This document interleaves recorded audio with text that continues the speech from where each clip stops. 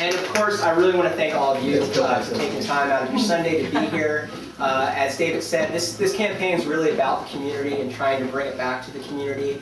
Our current councilman, Eric Garcetti, has not been about that. He's been about those with money. That's the people who give him access. He's not about trying to find out what our needs are and make sure that's reflected in his decisions in City Council. I'm real excited about this time in our life. This is an incredibly exciting time politically. We just had an exciting election, elect the first African American president 150 years ago. We had slavery, and now we have the first African American president, also a community organizer, as our president of this great nation. And I think that's a great sign of times that should be a-changin'. And I'm hoping that this change will filter down to this local level. This campaign is exactly about that. We're trying to bring that message of hope and change down here to the local level. And it's definitely possible. To me, the most important thing about government is to be honest. So just to have a little bit of honesty right now, it's important to look at where we are as a city. We know how tough the economic times are nationally. It's important to realize how tough they are here in our own backyard. Right now in the city of LA, we have a $400 million budget deficit. And that's not just because we have tough economic times, that's also because of a very bad decision by our elected officials. Just to give a few examples, right now our elected representatives in City Council, time and time again, think it's okay to give these massive giveaways to rich developers.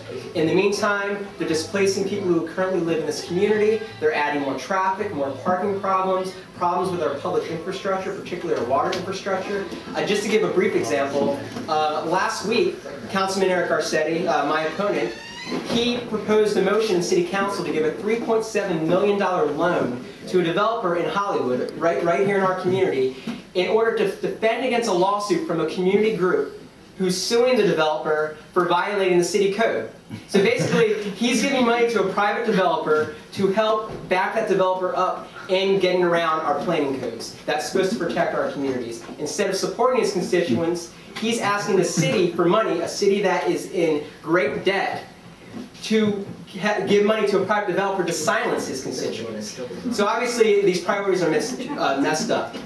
Also, I'm sure we're all aware of the problems with the billboards in our community. Garcetti was the president of the City Council when they unanimously approved a settlement agreement which grandfathered in thousands of illegal billboards, which lowered the permit fee from about $300 to $180, and which allowed the, quote, modernization of billboards. When you see those digital billboards, that's modernization. So that was what was done by the City Council. Now, of course, they're saying, oh, we didn't know what we were doing. So either he's lying to us or he's being incompetent. But one of those two things, and we need some change in our City Council. Just one thing which I thought was a ringing indictment, and I'm not trying to say there's any ethical violations officially, but it does raise questions. His former chief of staff, his partner, is a lawyer for CBS Outdoor, one of the big developers, one of the big billboard companies. So that makes you question where his loyalties lie, and I can tell you where they do not lie here in our community, here with his constituents. In the meantime, these billboard companies make up to $150 grand a month per billboard. So we're struggling in debt where the billboard companies are raking it in, so we really need to change things around. Something else briefly I just want to say, this city has been plagued with a crime problem for years. We're often considered the gang capital of the United States.